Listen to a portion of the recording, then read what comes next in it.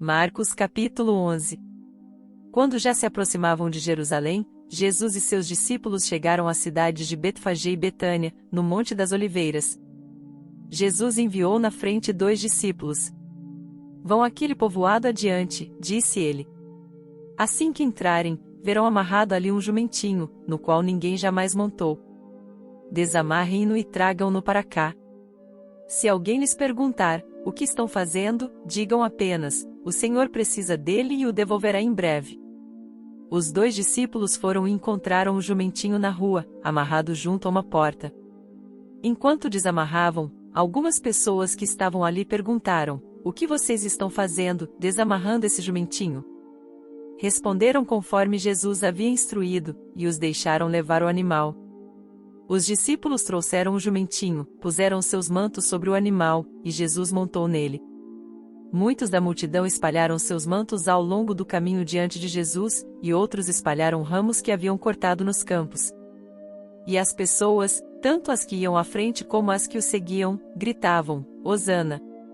Bendito é o que vem em nome do Senhor! Bendito é o reino que vem, o reino de nosso antepassado Davi! Hosana no mais alto céu! Jesus entrou em Jerusalém e foi ao templo.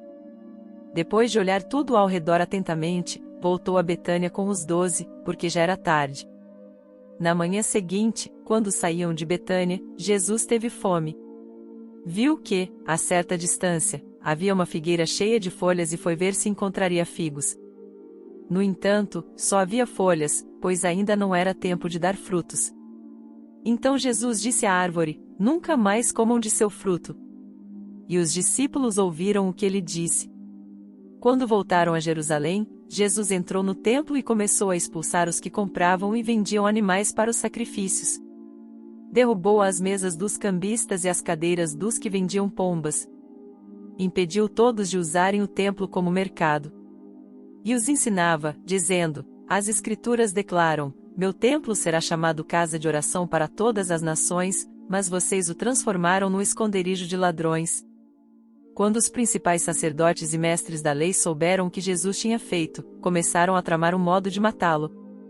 Contudo, tinham medo dele, pois o povo estava muito admirado com seu ensino. Ao entardecer, Jesus e seus discípulos saíram da cidade. Na manhã seguinte, quando os discípulos passaram pela figueira que Jesus tinha amaldiçoado, notaram que ela estava seca desde a raiz. Pedro se lembrou do que Jesus tinha dito à árvore e exclamou, veja, Rabi! A figueira que o Senhor amaldiçoou secou. Então Jesus disse aos discípulos, tenham fé em Deus. Eu lhes digo a verdade, vocês poderão dizer a este monte, levante-se e atire-se no mar, e isso acontecerá. É preciso, no entanto, crer que acontecerá, e não ter nenhuma dúvida em seu coração. Digo-lhes que, se crerem que já receberam, qualquer coisa que pedirem em oração lhes será concedido. Quando estiverem orando, se tiverem alguma coisa contra alguém, perdoem-no, para que seu Pai no céu também perdoe seus pecados. Mas, se vocês se recusarem a perdoar, seu Pai no céu não perdoará seus pecados.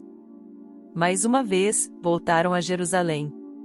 Enquanto Jesus passava pelo templo, os principais sacerdotes, os mestres da lei e os líderes do povo vieram até ele. E perguntaram, com que autoridade você faz essas coisas? Quem lhe deu esse direito? Jesus respondeu, eu lhes direi com que autoridade faço essas coisas se vocês responderem a uma pergunta. A autoridade de João para batizar vinha do céu ou era apenas humana? Respondam-me.